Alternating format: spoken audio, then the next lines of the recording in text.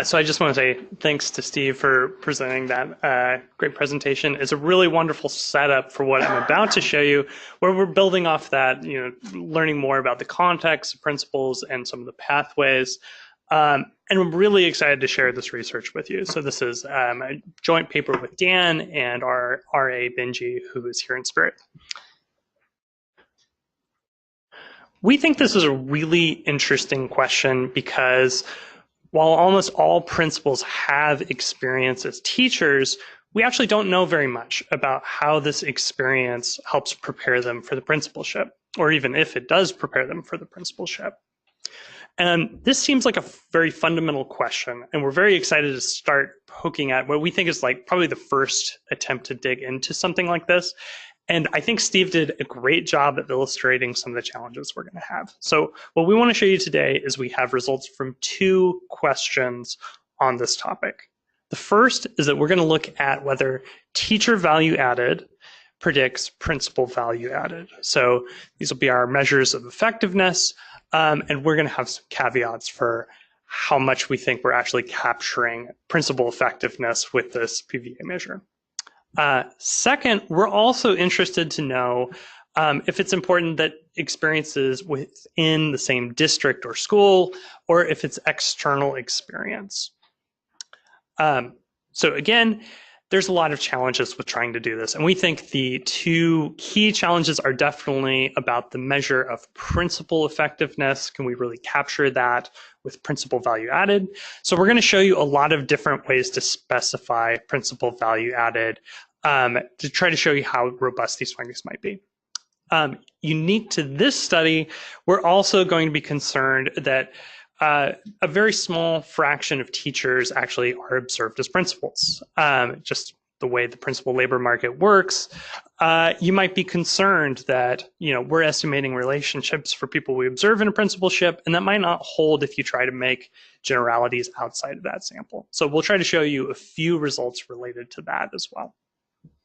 So in broad terms, we do find some evidence that suggests that there is a relationship between teacher value added and principal value added, but we add some caveats here. One in particular is that we're not finding statistically significant results in all of our specifications, and so we sort of keep that in mind as we're trying to interpret this. Second, and we think this is really interesting, is it actually seems to be the case that experience within the same school is actually associated with lower principal value added. And we'll talk about some of the reasons why that might be going on. So why study these questions in particular? Well, there's good reasons to think that experiences as a teacher may actually help you as a principal. One thread of literature is about principals serving as instructional leaders, and really they're trying to improve instruction. They're trying to observe teachers and be mentors and help set the curriculum in the school. And you can imagine that people who are effective teachers, they may have skills about these topics, and those skills might help them be better principals. Makes sense? Additionally, it could just be the case that seeing, this relationship from a different perspective, if you're a teacher and you work with the principal, you may get insight into what things may work and what things may not work. And lastly, if you think about effective teachers, this might just be capturing something about the individual. So some sort of innate characteristic, ability, motivation, and those things may translate into the principalship as well. So we're not going to try to distinguish between these as like a first paper. That's really hard to do. But we're just interested in general about how some of these things might work. On the other hand, it could be the case that teaching experiences actually don't prepare people for the principalship. And there's a little bit of evidence on this that comes from principal time use that might suggest that principals spend a lot of time on tasks like organization management and administrative tasks and things that you might not have much exposure to as a teacher. So we think it's really interesting to sort of know which of these effects might dominate. How important is it that you have an effective teacher before you become a principal? We think this has obvious applications if you're thinking about, how do you consider principals? Who do you encourage to apply to principalships? And there's also a close connection here to like, how should you search for principals? Is it important to look for a principal within the same school, within the same district? And you might think that if they have, specific, knowledge of the students or teachers in a setting, that might help you be a better principal as well.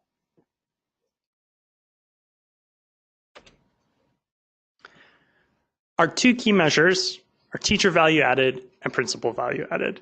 I think Steve did a great job talking about principal value added, which is really helpful because you could spend a lot of time talking about either of these measures. So I'm going to paint in very broad strokes. And if you're the kind of person that just loves technical details and you're very upset about this, please direct all angry comments to Dan. So I would say in general, there's pretty good consensus about teacher value added, how we should specify these models, and some support. This actually does get at what the effect of teachers on students might be. And I'm saying that because, while there's some nuance there, relative to principal value added, this is much more uncharted territory, and the concerns are fundamental. So instead of reiterating what Steve said, I'm going to say that we're concerned about those school factors, and we use a very similar measure to try to get at within school principal value added. We're also concerned about problems like if a high achieving school has better infrastructure, resources, they might be able to hire better teachers, and they also hire better principals. And then if you look at someone who's promoted within that school, you just find that there's a mechanical relationship there. It doesn't reflect your experiences. It instead reflects how the school is choosing individuals. So we'll definitely be thinking about those issues. When we specify principal value added, we're going to show you a couple of different estimates to do within. And as Steve also mentioned, we'll be dropping the first year in some specifications with the idea that teachers make long-term decisions. So when you hire someone or when you try to set the school climate, it's very likely that those decisions persist into the next principal's tenure.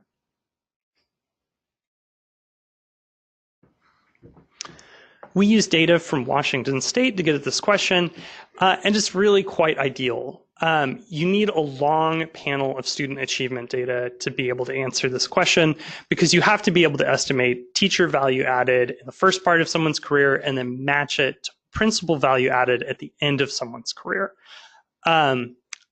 So this is great that we have a long panel to do that. We also have a very long panel of administrative data on staff, but we want to note some shortcomings. So when you're seeing these results, keep in mind that this is just about the placement of principals in positions. So we're not going to be able to observe anything about who applies for principalships, who gets offers. We just basically see where people are employed. Next, there's complicated dynamics about people exiting teaching to become principals and returning to teaching, and so on. So we're focusing on that first period of teaching, which we call the first spell of teaching prior to principalship. So despite having a pretty long panel, we have pretty small sample sizes, and we're definitely going to keep this in mind as we're showing you the rest of these results. That just the nature of the principal labor market, we're not going to have a lot of observations. So we're able to estimate principal value added for about 3,000 principals, but we're only able to match teacher value added to principal value added for about 350 individuals. So we'll start by showing you just some simple summary statistics that compare people we observe working as principals to those who are not. So everyone in the sample is seen working as a teacher in Washington. And we also split this up into two different panels. So the panel on the left is for individuals who don't have teacher value added. So this is actually the majority of teachers. And this is to give you better perspective on sort of like globally, what do these statistics look like? On the right-hand side, we have results for people with teacher value added estimates. So I want to highlight a couple things in this table because it's very small. The first is that we find a very large difference in the proportion of female principals. So if you're having a hard time squinting at that, that's a 16 percentage point difference that basically female teachers are much less likely to become principals. That is fascinating. That's a really interesting result. But right now, we don't know why that's the case, right? There's lots of possible explanations. This could be about who wants to become a principal, who applies, the application, who's selected. And right now, we just don't know. So this is something we'd love to look more into. We also see, before people exit teaching, there's much higher degree attainment for people who become principals. This is not terribly surprising. Washington State has requirements about having a master's degree or higher. So what we might be seeing here is some ramping up as people prepare to become principals before they even leave teaching.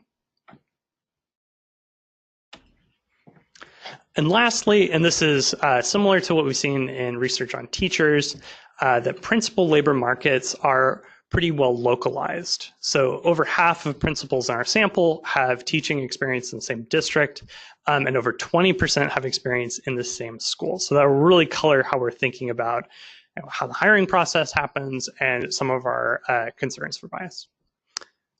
So one other thing I want to point out is what's not significant in this table.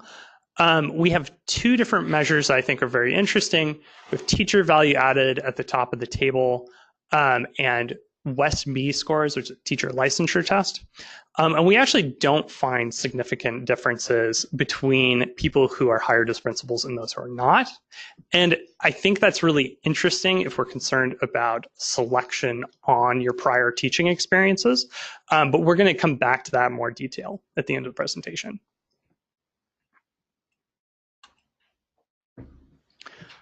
So for our main research question, we're going to be looking at regressions where we're regressed principal value added on teacher value added. So to try to organize this a little bit, I'm just going to show you the coefficients on teacher value added across 8 different specifications. So on the left-hand side, we have math principal value added. Right-hand side is reading principal value added. These are all within school principal value added estimates. And to interpret the size of these estimates, you can think of a 1 standard deviation increase in teacher value added is associated with an increase in principal value added of about 1 to 1.5% of a student level standard deviation. So that sounds pretty small when you're thinking about this relative to teacher interventions, but it's worth keeping in mind that this is estimated across all of the students within the school. So there's actually like quite a bit more leverage here than you might first think. All right, so within each of these, within each of these panels, we have models in red that include all observations, blue that exclude the first year, and then we also have models on the left that with no teacher characteristics and on the right with teacher characteristics. So pretty consistently across all 8 specifications, we're seeing roughly the same positive point estimates, but they're not significant across the board. So for math, it's only significant when you exclude the first year, and in reading, it's the opposite case. But the consistency across these specifications and some of our other robustness models that we've estimated, I think really provides some evidence that there might be something promising going on here. So we're sort of careful to put too much weight on this, and we would love to have more precision from an additional year of data, for example. But we think this is potentially promising. One other thing that's interesting to note about this is there does not seem to be a large difference by teacher covariates, whether or not those are included in the model. And that's interesting if you care about whether or not these relationships persist sort of over and above what you can observe about an individual. So that does seem to be the case, that these persist, and that says that this is potentially more information than just what you can pull out using like experience dummies and education.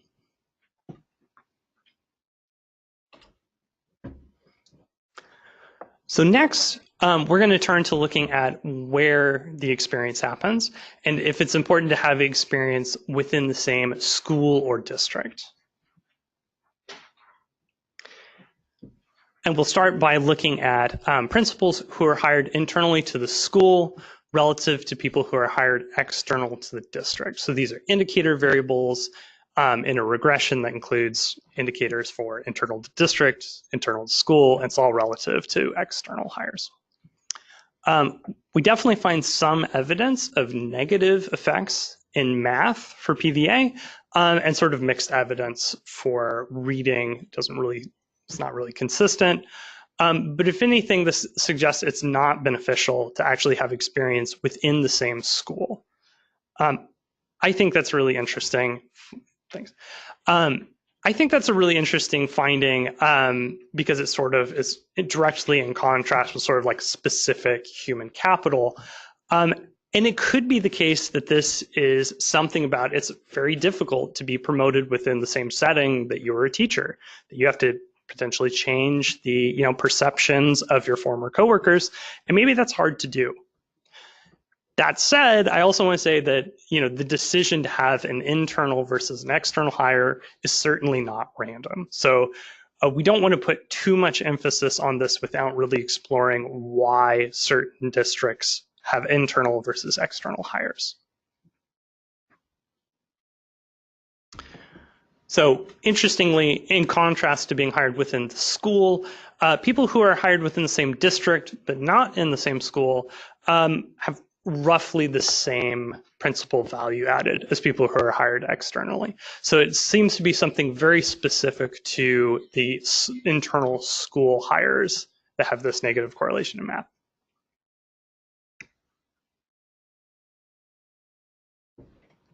All right, and lastly, I wanted to return to the issue of selection. And this is potentially very problematic, right?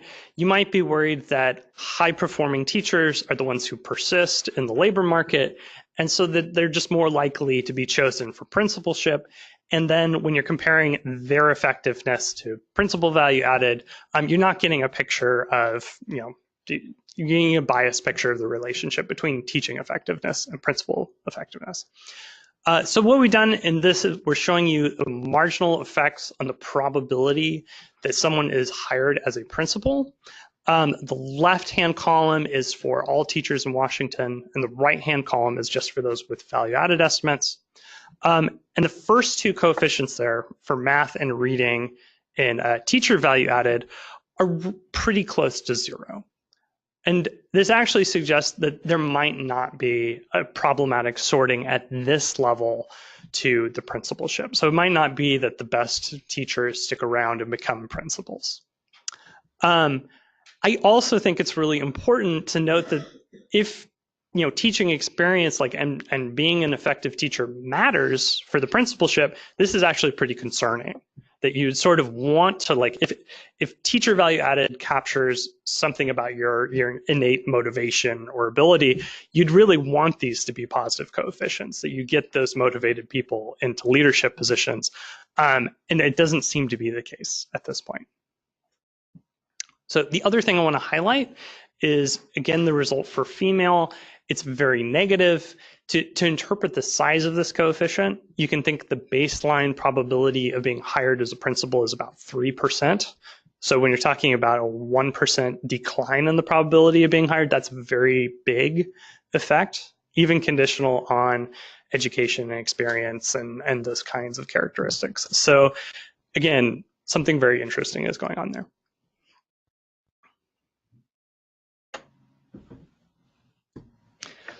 Okay, so in conclusion, we do think that there is some promising evidence that TVA has,